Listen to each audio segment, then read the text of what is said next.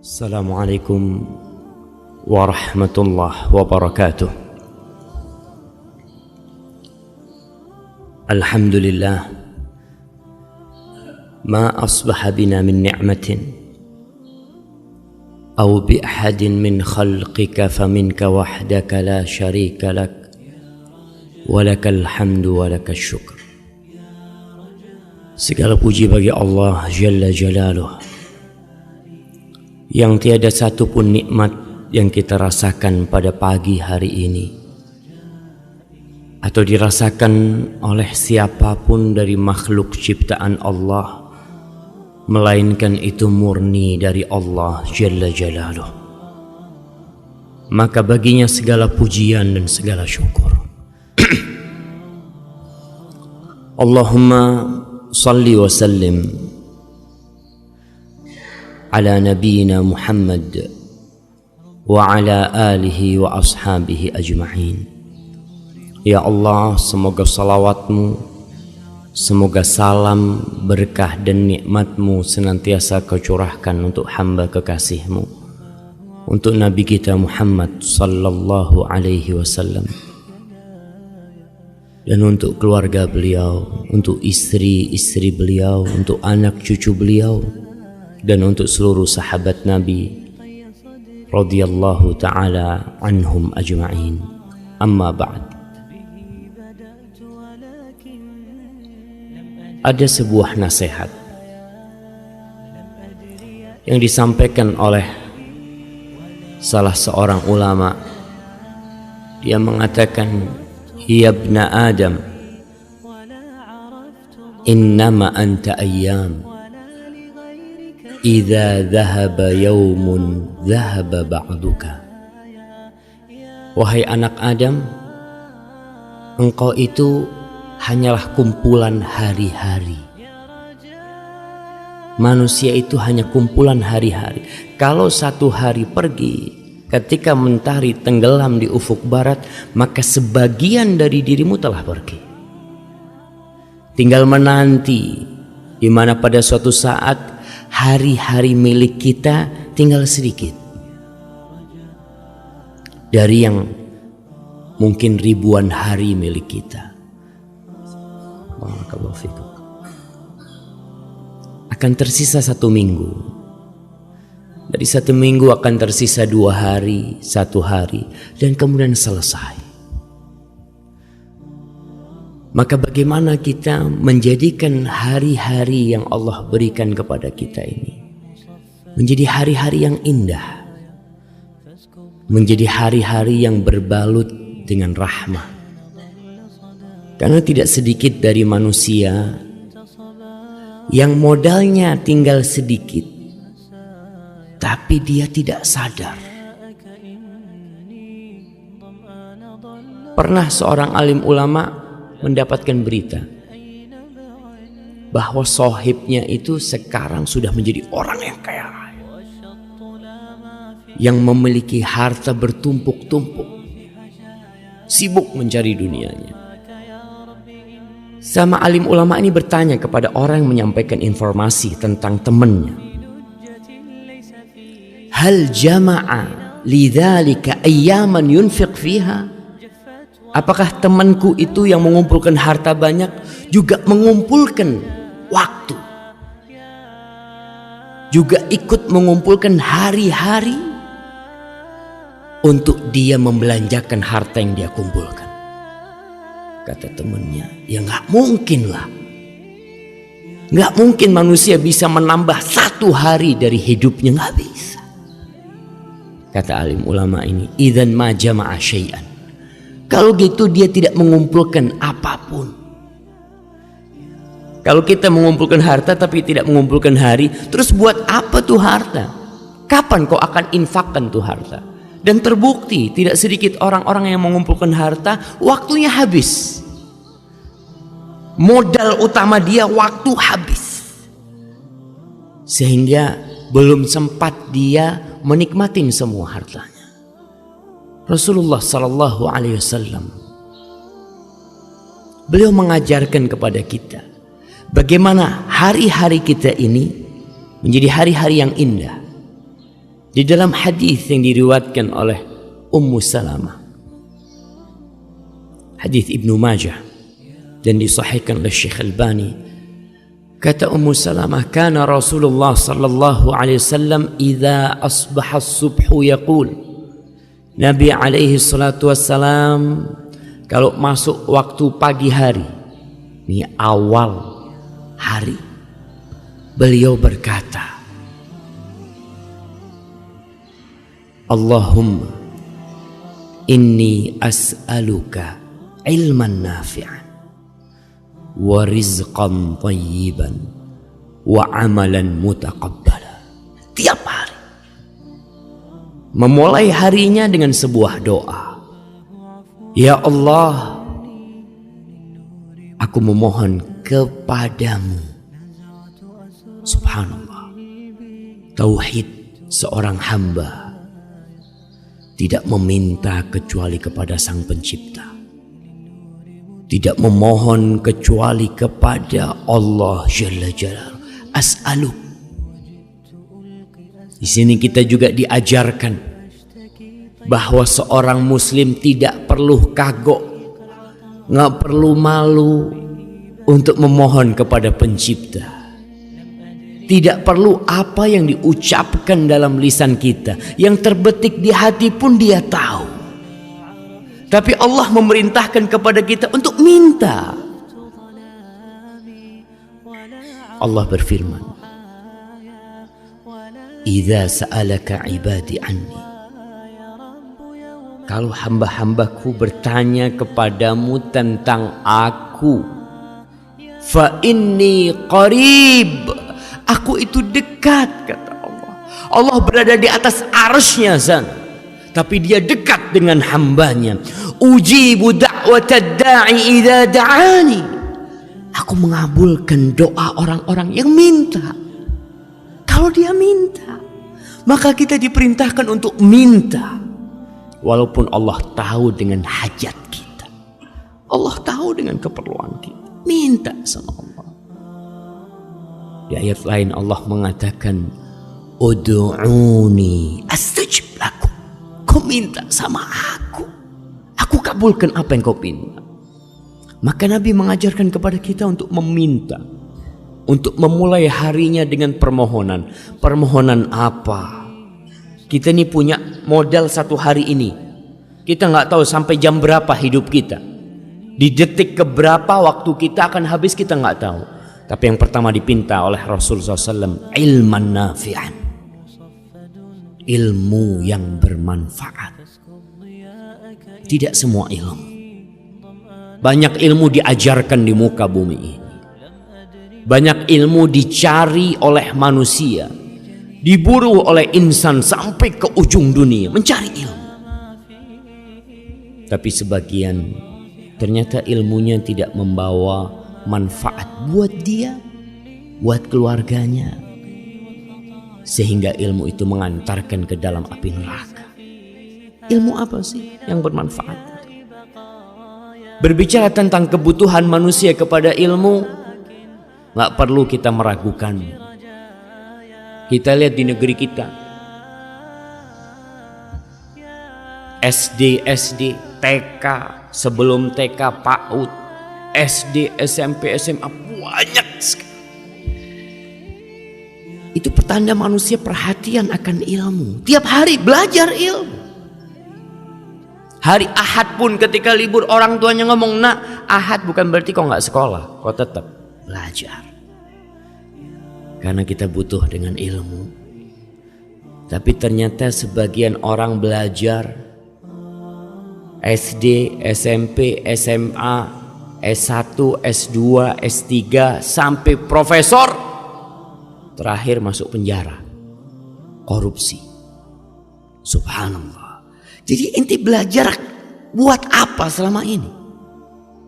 Nggak bermanfaat ilmu yang kau gali selama ini. Sehingga kita lihat pemerintah kita mulai berpikir. Berpikir apa? Berpikir pendidikan berbasis karakter.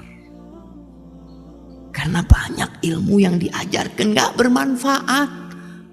Anak SD dikasih pelajaran dari pagi sampai siang. Kita nih yang pernah sekolah SD, tanya ilmu apa yang bermanfaat waktu SD? Sebagian bermanfaat, tapi banyak yang hanya menghabiskan waktu kita tanpa manfaat. Nabi udah ngajarin, kok minta sama Allah ilman nafi'an, ilmu yang bermanfaat. Yang bermanfaat yang mana?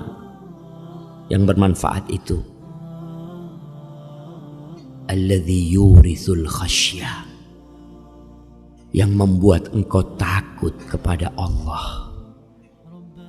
Ilmu yang bermanfaat yang membuat engkau berbakti kepada orang tuamu, membuat engkau empati kepada tetanggamu, membuat engkau berakhlak mulia, berkarakter yang baik, membuat engkau menghormati yang lebih tua, menyayangi yang lebih kecil, membuat engkau tahu mana yang halal dan mana yang haram, membuat engkau tahu mana kira-kira amalan yang diterima sama Allah dan mana amalan yang ditolak sama Allah. Ilmu nafi'an. Nabi alaihi salatu wassalam memulai permohonannya dengan ilmu sebelum yang kedua, sebelum yang ketiga.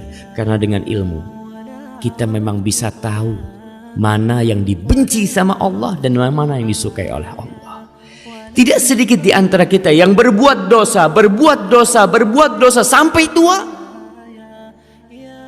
Ketika tua dia sadar, ya Allah, ternyata yang aku lakukan dosa selama ini. Ya iyalah, kok nggak tahu? Nggak tahu. Kenapa nggak tahu? Ya, selama ini kita ini Islamnya keturunan. Orang tua kita Islam, kita Islam. Kita jarang belajar ilmu agama.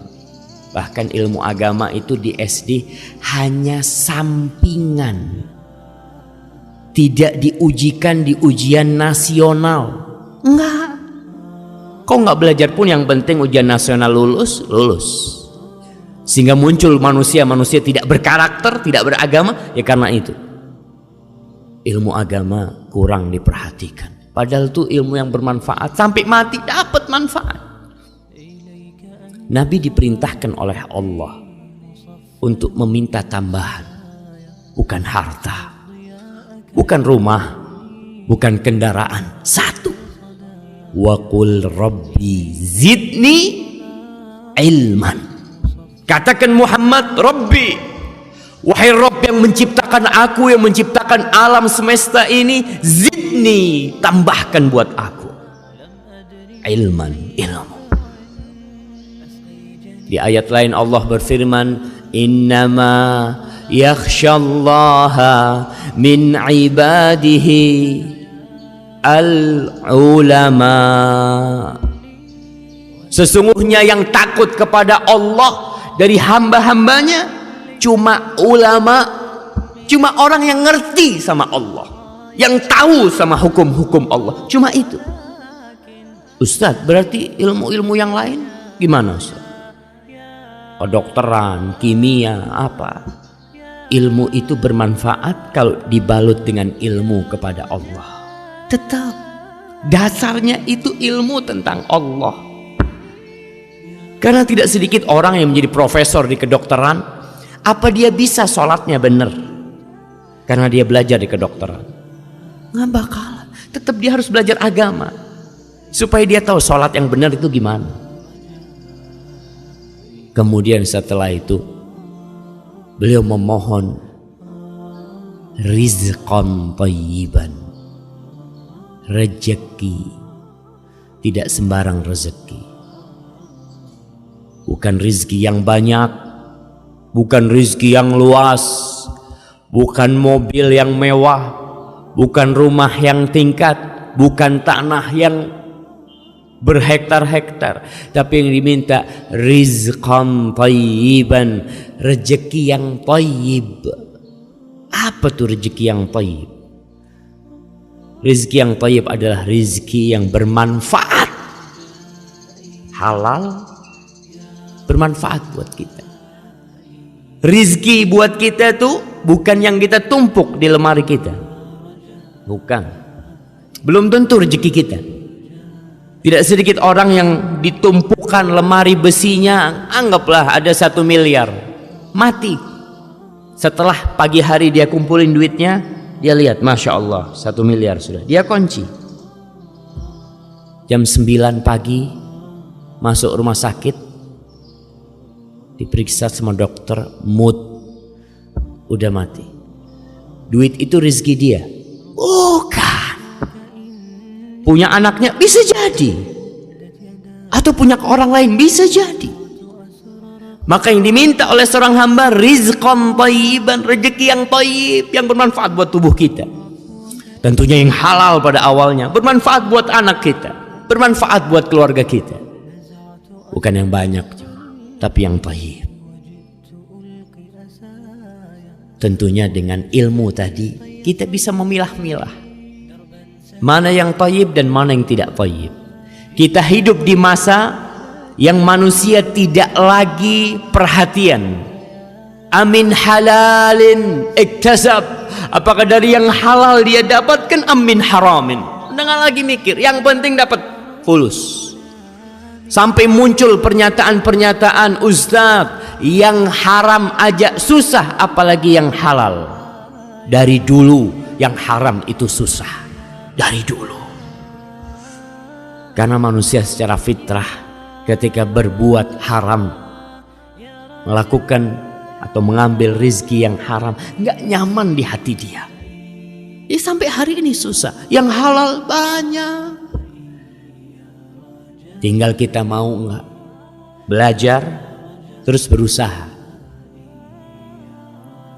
Yang ketiga yang dipinta sebagai modal dan bekal perjalanan hari kita ini, wa amalan mutaqabbala, amalan yang diterima.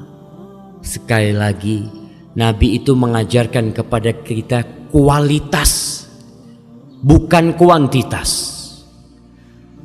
Ilmu bukan ilmu yang banyak, rezeki bukan rezeki yang banyak, itu kuantitas semuanya. Kemudian amalan bukan amalan yang banyak, tapi amalan yang diterima. Dan itulah sebenarnya tujuan kita beramal, supaya diterima, bukan asal beramal. Muncul orang-orang yang mengatakan, sudahlah nggak usah bicara tentang sholat yang benar, sholatnya Nabi atau sholatnya siapa, yang penting sholat.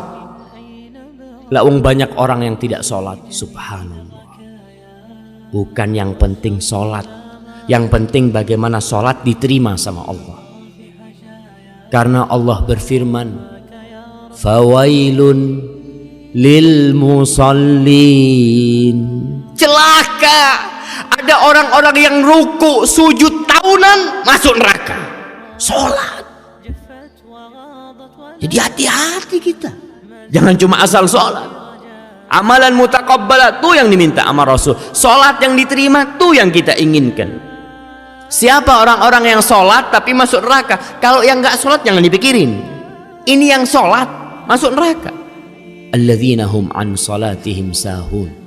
Mereka adalah orang-orang yang sholat lalai sama sholatnya. Alladzina hum yura'un. Mereka sholat tapi riya.